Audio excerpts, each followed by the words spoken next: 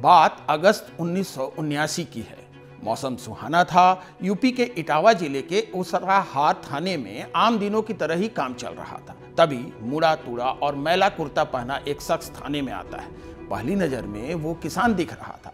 उसे जो सबसे पहला सिपाही मिलता है उससे वो कहता है, साहब मेरा बैल चोरी हो गया है, रिपोर्ट लिख लो। सिपाही ने उसकी गुहार को अनसुना कर दिया। फिर वो शख्स दारोगा के पास पहुंचा। दारोगा ने उसकी बात तो सुनी लेकिन रिपोर्ट नहीं लिखी। निराश होकर जब वो थाने से बाहर निकलने लगा तो एक सिपाही ने कहा, बाबा कुछ चढ़ावा चढ़ाओ, काम हो जाएगा। थोड़ा मोलभाव करने के बाद 35 रुपये की रिश्वत लेकर के रपट लिखना तय हुआ। रपट लिखकर मुंशी ने किसान से पूछा, बाबा हस्ताक्षर करोगे कि अंगूठा लगाओगे? किसान ने कहा, हस्ताक्षर करूँगा। इसके बाद उसने न सिर्फ तहरीर पर साइन किया बल्कि जेब से एक मोहर निकालकर कागज पर ठोक दिया। उस मोहर पर लिखा था, प्रधानमंत्री भारत सरकार। जानते हैं वो पीएम कौन थे? वे थे चौधरी चरण सिंह। नमस्कार, मैं हूं आपका होस्ट रविकांत ओझा और आप देखना शुरू कर चुके हैं एनडीटीवी इतिहास। आज बात किसानों के मसीहा भारत रत्न चौधरी चरण सिंह की।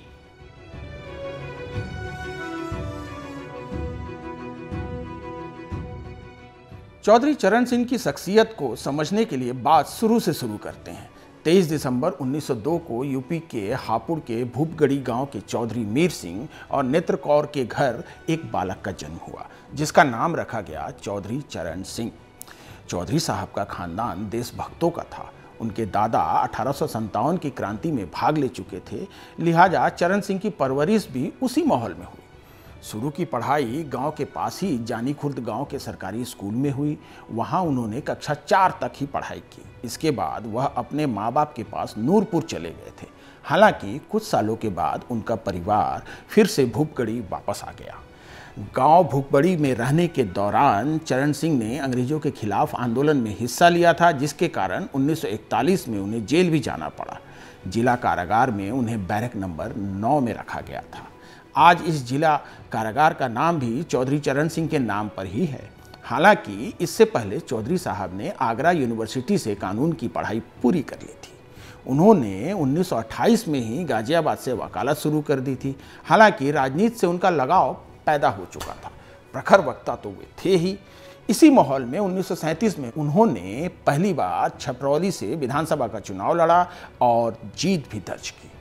इसके बाद उन्होंने कभी पीछे मुड़कर नहीं देखा।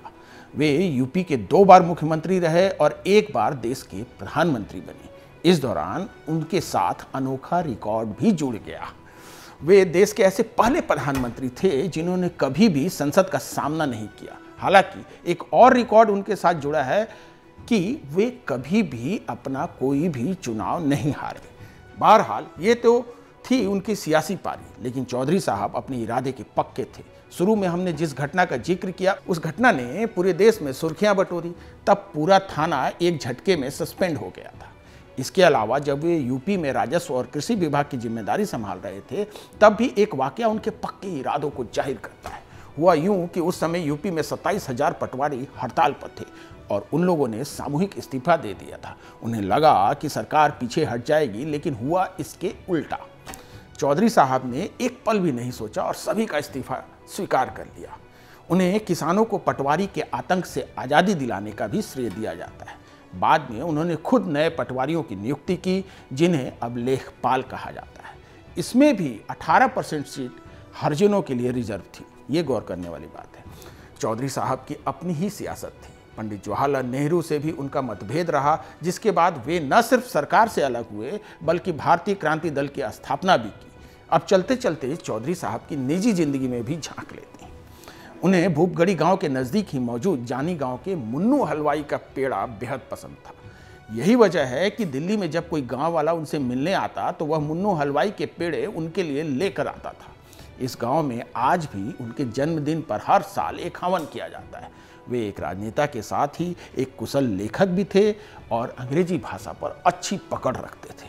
उन्होंने abolition of zamindari, legend proprietorship और India's poverty and its solution नामक पुस्तकें भी लिखी। उनका मानना था कि हमारे राज्य और देश की परिस्थितियों में कोई भी व्यक्ति सच्चे अर्थों में लोगों की सेवा तब तक नहीं कर सकता जब तक कि वह गांव को और ग्रामीणों की समस्याओं से वास्तविक रूप से रूबरू न हो। उन्होंने कहा था, देश की समृद्धि का रास्ता गांव के खेतों और खलिहानों से होकर गुजरता है। अगर आपको ये वीडियो पसंद आया तो हमें कमेंट भेजें और अपना प्यार बनाए रखें।